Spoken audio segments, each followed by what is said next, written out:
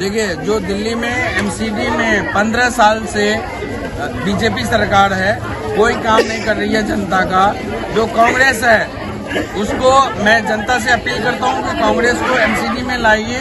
जो आपके नाली की सफाई है, जो कूड़ा उठवाना है, जो वृद्धा पेंशन देना है, जो एमसीडी का स्कूल में टीचर नहीं है, साफ सफाई नहीं है, पढ़ाई नहीं हो रही है, उन सब मुद्दों पे कांग्रेस काम कर रही है और हर घर में आरओ देगी कांग्रेस। भाई नगर में एक जमीन है, उसको लेकर के बहुत बड़ा विरोध लोगों के बीच में देखने को मिल रहा है कि जो उस जमीन को छुड़वाएगा हम उसको सपोर्ट करेंगे। क्या कहेंगे? मीठापुर के क्षेत्रवासियों से मैं वादा करता हूं कि आप एमसीडी में अमीरी देवी को जिताइए। जो साई नगर में जमीन इन बाहुबलियों ने कब्जा कर रखा है, उसको हम छुड़वाएंगे। ये हमारा आप लोगों से वादा है। आप लोग हमारा साथ दीजिए और कांग्रेस पार्टी को जिताइए। एक पार्क है धर्मशाला, अग्रवाल धर्मशाला के सामने, उसमें साफ सफाई नहीं रहती है, बहुत गंदगी रहती है, तो उसमें क्या कराएंगे? बहुत अच्छा मुद्दा आपने उठाया आशु जी। जो पार्क का कृष्णपाल गुर्जर जी ने, बीजेपी का गद्दावर नेता आके उसका उद्घाटन कर गया था कई साल पहले। बड़े बड़े नेता आए थे यहाँ, उद्घाटन किया है। और जो बात करें कि कृष्णपाल मंत्री और रामवीर सिंह जोड़ी जी बिल्कुल ये आके उद्घाटन कर गए थे, काम कुछ नहीं हो रहा है। आप देख रहे हैं उसकी स्थिति, उस पे कूड़ा का अंबार है, इतनी बदबू मच रही है वहाँ पे, इतनी गंद है कि लोग वहाँ से जो सड़क क्रॉस कर रहे हैं उसको भी तकलीफ होती है। तो ये लोग काम नहीं करते हैं, सिर्फ दिखावा करते हैं। इसलिए मैं सभी से निवेदन करता हूँ, आप कांग्रेस को सरकार में लाइए और हम ये सारे काम करके देंगे आपको। तो दिल्ली के अंदर कांग्रेस कितनी सीट जीत कर आएगी? भाई भविष्य वक्ता तो हम लोग नहीं है, लेकिन जनता के मान सम्मान के लिए हम लोग मैदान में हैं।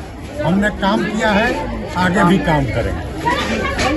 तो मैं आपसे क्वेश्चन करूंगा, 5 सीट बदरपुर विधानसभा में है, तो एक खड्डा कॉलोनी की सीट जो जयपुर की सीट मानी जाती है, वो बहुत उसमें अच्छे कैंडिडेट है जो आपकी चुनावी मैदान में है, तो उनकी जीत तो कितना पक्का मानते हैं? देखिए, जहाँ तक पूरे बदरपुर विधानसभा में कांग्रेस की 5 सीट है। 5 सीट का सबसे बढ़िया काम ये रहा है, कांग्रेस पार्टी ने किया है कि 5 सीट के हमारे कार्यकर्ताओं को ही टिकट मिला है। कोई हेलीकॉप्टर वाला कैंडिडेट इस विधानसभा के अंदर नहीं है। वार्ड 184 की बात हो या वार्ड 180, 81, 82, 83, जो भी वार्ड हो, तमाम जगह कंटेस्ट जो है वो बहुत टफ है। हम अच्छी टक्कर दे रहे हैं, खास करके ये मीठापुर वार्ड है, इस वार्ड में भी हम अपना दमखम लगा करके चुनाव लड़ रहे हैं। वार्ड जो खड्डा कॉलोनी जयपुर की बात कर रहे हैं, वहाँ भी पूरी तरह से नंबर 1 पोजीशन पर हम आज की डेट में कांग्रेस। आप तो चूंकि खुद एक सर्वे के रूप में आप खुद ये कर रहे हैं, तो हम नंबर 1 पोजीशन वहाँ भी चल रहे हैं और इस वार्ड को भी हम कड़ी टक्कर दे रहे हैं। और उम्मीद है कि अब जो दिल्ली की जो जनता जो है ना, वो शीला जी की दिल्ली को चाहती थी, वो केजरीवाल की दिल्ली को नहीं चाहती थी। शीला जी की जो दिल्ली थी, उस दिल्ली को पुनः एमसीडी में हम चुनाव में एमसीडी पे जीत दर्ज करके एमसीडी की सरकार कांग्रेस बनाएगी और उस दिल्ली को, शीला जी की दिल्ली को वापस हम उसी दिल्ली की हैसियत पर हम वापस लाकर खड़ा करेंगे। इतना विश्वास है। जीत कर आएंगे दिल्ली के अंदर। एमसीडी के अंदर ऑलरेडी हम सरकार बना रहे हैं, तो उसमें 2 सीटों का जो भी आकलन रहेगा, हम 125+ सीट को हम ले जा रहे हैं, कांग्रेस ले जा रही है। क्या माहौल है कांग्रेस का दिल्ली के अंदर? सबसे पहले मैं आपको धन्यवाद देना चाहता हूं जो इस ठंड वाली रात में भी आप कवरेज कर रहे हैं। देखो, यहाँ तो वो बीजेपी वाले जो पूंगा पंडित हैं वो कर सकते हैं इसका विश्लेषण कि हम इतनी जीत रहे हैं और उतनी जीत रहे हैं। मैं आपके माध्यम से ये कहना चाहता हूँ देश की आवाम को कि कांग्रेस ने हमेशा गरीब, मजलूम, शोषित, वंचितों की लड़ाई लड़ी है और हमेशा कांग्रेस की ये नीति रही है कि छोटे तबके के जो लोग हैं उनको नीचे पायदान पर कैसे लाया जाए। ये हमेशा इस गांधीवादी विचारधारा की जो नीति है वो कांग्रेस पार्टी की नीति है। इसी विचारधारा को हम सभी लोग माननीय राष्ट्रीय अध्यक्ष जी के नेतृत्व में, राहुल जी के नेतृत्व में, सोनिया जी के नेतृत्व में इस नेतृत्व को आगे बढ़ाने का काम कर रहे हैं। बाकी रही चुनाव की बात, जैसा कि आप जानते हैं कि ये चुनाव बहुत छोटा चुनाव है। ये सैनिटाइजेशन और ये साफ सफाई को लेकर के, इस चीजों को लेकर के चुनाव है। और आज आप देख रहे होंगे कि गंदगी की वजह से डेंगू फैल रहा है। कितने नौनिहालों की जान जा चुकी है, कितने वृद्ध और बुजुर्ग लोगों की जान जा चुकी है। लेकिन मैं आपको आश्वस्त करना चाहता हूं कि इस मीडिया के माध्यम से अगर अमीरी देवी कोई जनता ने अपना जनादेश दिया तो वास्तव में इस वार्ड को हम सभी लोग वो करके दिखाएंगे जिस चीज के लिए ये जनता आतुर है। रामपाल बघेल जी क्या कहना चाहिए जनता को, क्या आप मैसेज देना चाहेंगे भाई जी, वार्ड की जनता को? भाई जी, जनता सब देख रही है, सब जान रही है। दिन रात सुन के हिंदू मुसलमान कब्रिस्तान पाकिस्तान सुन के जनता पक चुकी है। जनता का पूरा मन बन चुका है कि हमें शीला जी वाली दिल्ली चाहिए। शीला जी की जो दिल्ली थी वही दिल्ली दोबारा बनेगी। शीला कांग्रेस की सरकार आएगी। मेरा ना अपने दिल से कहता हूँ, मैं शाम को टीवी खोलता हूँ ना, वो हिंदुस्तान कब्रिस्तान पाकिस्तान ये वो फलाना ढगना पका दिया है। सरसों का तेल 200 रुपए लीटर है, गैस 1000 रुपए की बिक रही है। एक बात बताओ, जब 300 की गैस थी तो वो उल के करते थे मैगी हो गई। तुमने तो पूरा देश ही हिंदू मुसलमान के नाम पे बांट दिया, हिंदू को हिंदू से, भाई को भाई के साथ बांट दिया। भैया देश को ये नहीं चाहिए, देश को कांग्रेस चाहिए। जिस कांग्रेस ने देश को जिस देश के अंदर सुई नहीं बनती थी वो आज हेलीकॉप्टर और न्यूक्लियर पता क्या क्या बना रही है? और ये कहते हैं कांग्रेस ने कुछ नहीं किया। अरे भैया तुमने 8 साल में क्या कर दिया? हमें नहीं चाहिए ये हिंदू मुसलमान, हमें तो प्यार, हम तो भाई भाई से मिल के रहना चाहते हैं, हम लड़ना नहीं चाहते। हमें तो वही पहली वाली दिल्ली चाहिए, हमें तो पहली वाली दिल्ली चाहिए भैया, हमें हिंदू मुसलमान नहीं चाहिए। वार्ड में जानेंगे अमीरी देवी थी, इनसे बात करी हमने, प्रमोद यादव और इनके साथी हमारे साथ मौजूद थे। अगली बार फिर बात करेंगे, जानेंगे माहौल क्या है। चूल्हा फूकती है, घर की मैनेज करती है, घर के हर काम को करती है, उसका घर में बहुत योगदान है। पुरुष तो फिर भी घर से बाहर निकल जाते हैं। गली की जो भी समस्या है या घर की जो भी समस्याएं हैं वो सिर्फ और सिर्फ एक औरत ठीक करती है, उसको करती है। गलियों में चले जाओ, हर गली में औरतों की लड़ाई हो रही है, उसके जिम्मेवार आप किसको मानते हैं? क्या हम लोग हैं रियली में? अगर हम लोग आपस में बात करेंगे तो पता चलेगा नहीं, हम लोगों को कोई गलती ही नहीं है। गलती है ये तो सिर्फ और सिर्फ नेता की है। सिर्फ और सिर्फ यहाँ जो नेता कई सालों से जीते हुए हैं उनकी है। ना तो वो साफ करवाते हैं, ना ही यहाँ का नाली ठीक करवाते हैं। तो आपके हिसाब से हमें कसूरवार किसे मानना चाहिए? अपने पड़ोसी को, अपने गली वाले को, या नेता को? थोड़ी सी बात, थोड़ी सी इस सिर्फ और सिर्फ इलेक्शन के टाइम जब वो लोग इकट्ठे हो जाते हैं, हमारे दरवाजे पर खड़े हो जाते हैं और शायद कुछ पैसों के लिए भी कह सकते हैं, हम लोग तुरंत उनको वोट दे देते हैं। एक बार भी अपना दिमाग लगाने की कोशिश नहीं करते कि हाँ सच्चाई में ये जो परेशानी हम झेल रहे हैं वो किन की वजह से झेल रहे हैं। मुझे लगता है सभी औरतें मेरे बात से सहमत होंगी। ये हमारी जो नेता अमीरी जी खड़ी हुई है, ये कांग्रेस पार्टी से हैं। कांग्रेस पार्टी किसी भी पहचान की मुहताज नहीं है। जब से हमारा देश आजाद है तब से ये पार्टी चली आ रही है। अभी पार्टी का थोड़ा बुरा टाइम क्या चला, कोई सर पे खड़ा हो गया उनके और उन्होंने कहना शुरू कर दिया सारी परेशानी इन्हीं की है। 10 साल से लोग बाहर हैं, फिर भी सारी चीजों का जिम्मेवार आज भी कांग्रेस पार्टी को ही बनाया जा रहा है। कांग्रेस पार्टी इतने सालों से जो हमारे साथ जुड़ी हुई है, हमारे लिए जो काम करी, उसके काम को पूरा तरह से धूमिल कर दिया गया है।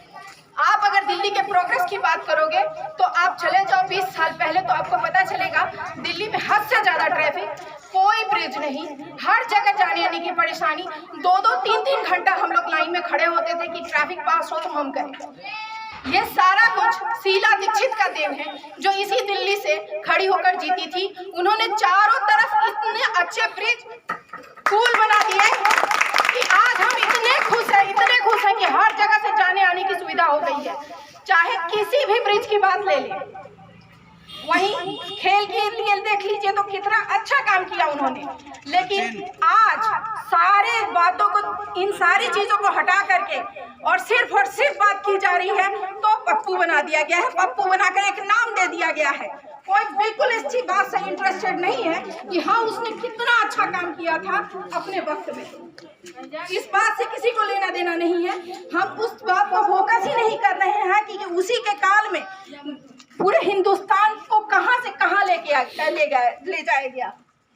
आज हम सिर्फ और सिर्फ अगर देख रहे हैं तो इस वक्त इस सिचुएशन को देख रहे हैं जहां सिर्फ और सिर्फ जाति प्रथा की बात हो रही है, जो हम शायद वर्षों पहले छोड़ चुके हैं, जो शायद बहुत पहले छोड़ चुके हैं। आप कह रहे हैं कि मुसलमान खराब है, मुसलमान को आप देश से बाहर निकाल सकते हैं? नहीं निकाल सकते। जब आप निकाल नहीं सकते हैं तो हमें रास्ता दिखाइए कि ये जो जाति आप बांट रहे हैं वो हमें आगे किस तरह से फायदा करेगा। मैं कह रही हूँ जब जिस चीज़ पे हमें जाना नहीं, हम उस तरफ क्यों देख रहे हैं?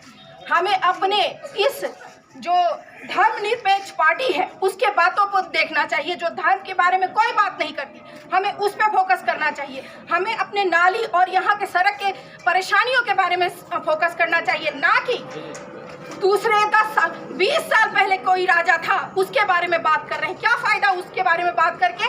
बात करनी है तो आज के समाज की बात करिए। अर्थव्यवस्था हमारा पूरी तरह से निस्तो नाबूद हो गया, सेंसेक्स गिर गए, पर हम उसके बारे में बात नहीं कर रहे हैं। हम लोग सिर्फ बात कर रहे हैं तो धर्म की बात कर रहे हैं। पैसे में, बेरोजगारी में हमारा देश धीरे धीरे नीचे गिरता जा रहा है, हमारी इसके रिगार्डिंग कोई बात नहीं हो रही है। ये हमारी एक नेता है जो हमारे कष्ट को समझती है, क्योंकि हम लोग जो मिडिल क्लास के लोग हैं ये उसी से आती हैं, वो कहीं अलग से बाहर देश से नहीं आई हैं, जो हमारे बीच में रहती हैं। हमारी समस्याएं, हमारी परेशानी उन्हें समझ आती है। तो इसीलिए मैं इनके पक्ष की तरफ से बोलना चाहूँगी, ऐसे लोगों के पास जाने से क्या फ़ायदा जिसके दरवाजे पर जाने से पहले हमें 50 बार सोचना पड़े। हमें उसको बनाना चाहिए जिसके पास पहुंचने के लिए हमें सोचना नहीं पड़े, हम उसे अपने आप बात कर सके, बोल सके, अपनी परेशानियों को रख सके।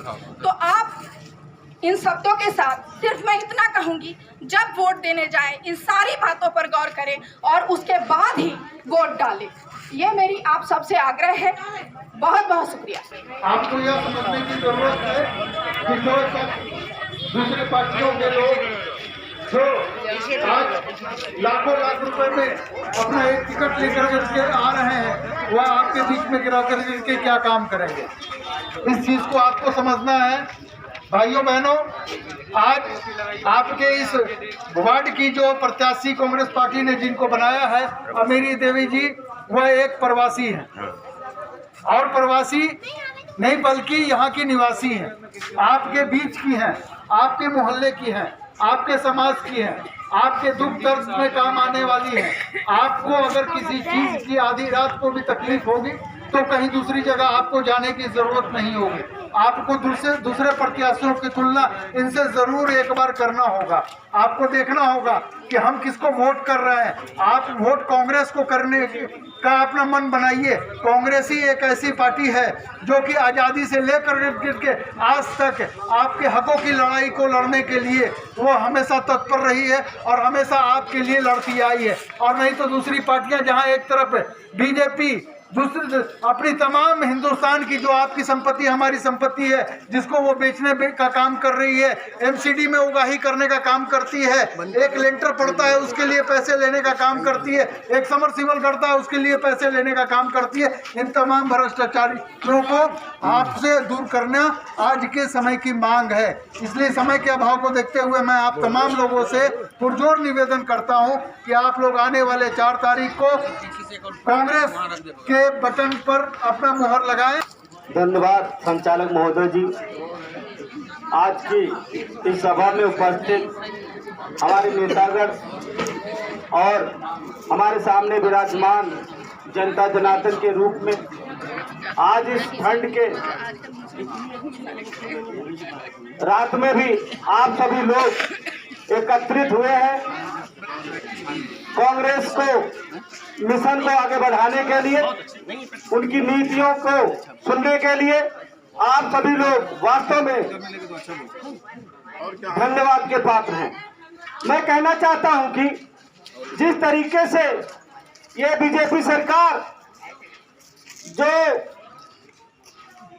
बेरोजगारी की तरफ, हमारे नौजवान साथियों की तरफ बिल्कुल भी ध्यान ना दे करके हमारे सरकारी औद्योगिकों को देखा जा रहा है, चाहे वो LIC हो, गेल हो, डीजल पेट्रोल की बढ़ती कीमतों के दाम हो या बेरोजगारी हो, इन सभी मुद्दों पर ये सरकार बात नहीं करना चाहती है। मैं कहना चाहता हूं, जिस तरीके से स्वर्गीय हमारे सीएम साहब जो काम करके इस दिल्ली को हिंदुस्तान का दिल बना करके वो आज इस हमारे बीच में नहीं है, लेकिन जब से ये आम आदमी पार्टी और बीजेपी की सरकार सेंटर में आई हुई है, आप सभी लोग देख रहे होंगे कि इस देश का कितना विकास हो रहा है। कभी हिंदू मुस्लिम की राजनीति होती है, कभी मॉब लिंचिंग की बातें होती है, बेरोजगारी की बातें, बेरोजगारी कैसे दूर हो, युवाओं को रोजगार कैसे मिले, इन सब नीतियों पे कोई बातें नहीं होती है। दरअसल मेरे भाइयों, मैं इतना कहना चाहता हूं कि ये चुनाव एक बहुत छोटा चुनाव है। ये चुनाव नदियों को साफ करने के लिए, गंदगी को दूर करने के लिए और डेंगू से बचने के लिए, नौनिहालों को कैसे सेव किया जाए, उसके लिए ये चुनाव है। लेकिन आप सभी लोग देख रहे होंगे कि वो 2% के लोग वो हमारे बीच किस तरीके से सत्ता में काबिज हो जाते हैं। चाहे वह विधायक का चुनाव हो, चाहे वह नगर निगम का चुनाव हो, चाहे वह एमपी का चुनाव है। मेरे दोस्तों, इस बात को आपको ध्यान में रखना होगा कि वो कौन से लोग हैं जो बड़े बड़े वादे करते हैं और जब वो सत्ता के कुर्सी पर आसीन होते हैं तो आप लोगों के साथ क्या व्यवहार होता है। मेरे नौजवान साथियों, आप सभी लोगों को आगे आकर के इस बात का ध्यान रखना होगा कि आने वाली 4 तारीख को कांग्रेस के पर बटन दबा करके अमीरी देवी को भारी मतों से विजयी बनाए मेरे साथियों। और मैं कहना चाहता हूं कि पूर्व प्रत्याशी भाई प्रमोद यादव जी, जो सबके सुख दुख में हमेशा खड़े रहते हैं, एक मिडिल परिवार से आते हैं, वास्तव में आप सभी लोगों ने अपना जरेस दे करके अगर इनकी धर्म पत्नी को आप सभी लोगों ने अगर नगर निगम चुनाव जिताया तो वास्तव में आप सभी लोगों की गलियां बिल्कुल क्लीन मिलेंगी। बहुत ज्यादा न कुछ बोलते हुए, बस हमें 4 तारीख को जब हम वोट देने जाएं तो इस बात का जरूर ध्यान रखें कि हम किस चीज़ के लिए वोटिंग कर रहे हैं। और आज की जो समस्या है, जो नाली की समस्या है या निगम पार्षद के दायरे में जो काम आता है, उससे जो भी संबंधित समस्याएं हैं, क्या ये अभी वर्तमान निगम पार्षद हैं ये दूर कर पा रहे हैं? ये या पार्टी जो बीजेपी है या आम आदमी पार्टी है, क्या हमारी समस्याओं को सही तरीके से सामने रख पा रही है, या हमारी समस्याओं का समाधान कर पा रही है? अगर मैं पेंशन की भी बात करूं, मैं आपको अपनी ही बात बता देना चाहता हूं। मेरी माँ 67 ईयर्स ओल्ड है और मेरे पापा जी 17 साल पहले डेथ हो गए। मैं ऑलरेडी पॉलिटिकल में हूं, मैं नहीं ज़्यादा जाता हूं पैरवी सिफारिश करने के लिए। आज तक पेंशन उनका नहीं बना। पेंशन की ये स्थिति है, आप लोग जानते होंगे कि पेंशन आज तक नहीं बना है। और मैं ज़्यादा नहीं जाता हूं बोलने के लिए, माँ मेरी बोलती है, मैं बोलता हूं कि कोई बात नहीं है, तो तुम्हारा बेटा जो है सक्षम है तुमको खिलाने के लिए, पेंशन की जरूरत नहीं है। ठीक है, मेरे लिए ऐसी कोई बात नहीं, लेकिन मैं प्रयास किया, लेकिन फिर भी पेंशन नहीं बना। तो कहीं ना कहीं मैं सिस्टम को समझ पाया कि सिस्टम कितना भ्रष्ट है। और मुझे ऐसा सुनने में आया कि कुछ पैसे दे करके, और पेंशन कई लोगों के बने भी, गलत सलत पेंशन भी बने हुए हैं बहुत सारे लोगों का, ऐसा भी मुझे सुनने में आया। और मैं जानता हूं, उस पर मैं ज़्यादा नहीं जाऊंगा, लेकिन ये आप देखिए कि जिसको ज़रूरत है, मेरी माँ ऑलरेडी, मेरे पापा नहीं है, विधवा पेंशन बनना चाहिए था। एसडीएम से लेकर के कई जगह चक्कर लगा लिए गए, मैं फिर छोड़ दिया, बोला कि इतना मैं चक्कर नहीं काटूंगा। तो इस तरह की समस्या तो मैं सक्षम हूँ, मुझे कोई ज़रूरत नहीं है पेंशन की, लेकिन बहुत सारे ऐसे लोग हैं जिनको ज़रूरत है रियली में, लेकिन उनको पेंशन नहीं मिल पा रहा होगा। ये सिस्टम को समझने की ज़रूरत है। मेरी और किसी खास लोगों की बात नहीं है, आम ऐसे बहुत सारे लोग होंगे जिनके लिए 4-5 हज़ार रुपये बहुत मायने रखता होगा और उनको ये सुविधा नहीं मिल रहा होगा, या फिर घूसखोरी के बदौलत उनको कुछ सुविधाएं दी जा रही होगी, मैं नहीं जानता, लेकिन मैं अपनी ही बात आपको रखा।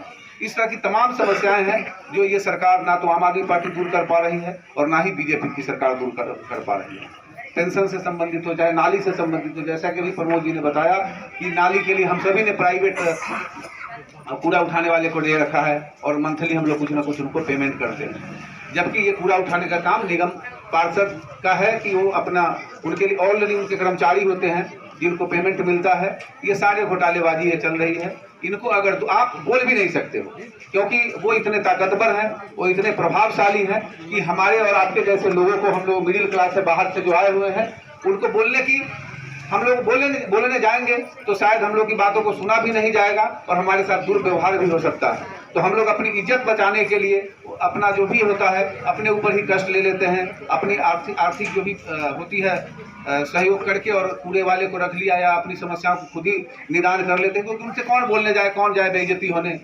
हर किसी की यही समस्या है जो मिडिल क्लास के लोग हैं। तो जब आप 4 तारीख को जाएंगे तो मेरा विनम्र निवेदन है कि आप वोटिंग करने से पहले ये जरूर सोचें कि किसके साथ आप कंफर्टेबल हैं, कि जब आपकी कोई समस्या हो पार्षद से संबंधित तो किसके पास आप कंफर्टेबली आसानी से जाकर के आप अप्रोच कर सकते हैं, और अगर काम नहीं किया तो किसके ऊपर आप रोब भी दिखा सकते हैं, अपने भाई के जैसे, अपने मतलब अपने परिवार के सदस्य पे जैसे रोब दिखाते हैं और अधिकार से हम बोलते हैं कि ये काम करना ही होगा, आप कैसे नहीं करोगे। तो ये आप अमीरी देवी के साथ कर सकते हैं, प्रमोद जी के साथ कर सकते हैं, या अन्य जो काफ़ी पावरफुल लोग खड़े हैं उनके साथ आपकी बातें चलेगी। ये आप जरूर सोचिएगा वोटिंग करने से पहले, क्योंकि जो भी नेता होता है वो हमारा सेवक होता है, लेकिन नेता बन जाने के बाद, जीत जाने के बाद वो एकदम तोप हो जाते हैं। उनके सामने जाने से हमें डर लगने लगता है कि पता नहीं हमारे साथ क्या हो जाएगा। लेकिन आज जब चुनाव का वक्त आ गया है तो सारे पैर पकड़ रहे हैं। मुझे तो बड़ी हंसी आती है कि जिनके दरवाजे तक खड़े होने की हमारी हैसियत नहीं है, वो भी आकर के आज हमारा पैर पकड़ रहे हैं कि हमें वोट दे दीजिए और हमें जिता दीजिए। मैं कई बार वीडियो देखता रहता हूँ, मुझे हंसी आती है, लेकिन आप ये देख लीजिए जो आज आपके पैर पकड़ रहे हैं, जब वो जीत जाएंगे आपके दरवाजे तक भी एंट्री उनकी नहीं होगी, हमारे आपके जैसे लोगों की, जो मिडिल क्लास के लोग हैं। तो मैं यही विनम्र निवेदन करूंगा कि जब भी आप वोटिंग करेंगे तो आप अमीरी देवी के बारे में जरूर सोचें, क्योंकि अमीरी देवी हमारे और आपके बीच से, हमारे ही परिवार के हैं, जो निकल करके हम लोगों के सामने हम लोग की सेवा करने के लिए कम से कम संघर्ष कर रही है। प्रमोद जी भी संघर्ष लगातार कर रहे हैं, हमारे बीच के हैं। और मैं आप सभी को आश्वस्त करना चाहता हूं, मेरा नाम पवन यादव है, अगर ये जीत जाती हैं तो किसी भी तरह की समस्या होगी तो मैं आपको वर्ड देता हूं, आपके किसी भी काम में कोई व्यवधान नहीं होगा। अगर होगा तो आप मुझे याद करिएगा कि पवन जी आप तो बड़ी बड़ी बातें कर रहे थे, लेकिन आप आज अमीरी जी ये काम नहीं कर पा रही हैं। मैं रिस्पॉन्सिबिलिटी लेता हूं, मैं जिम्मेदारी लेता हूं कि किसी का कोई काम नहीं रुकेगा। बहुत बहुत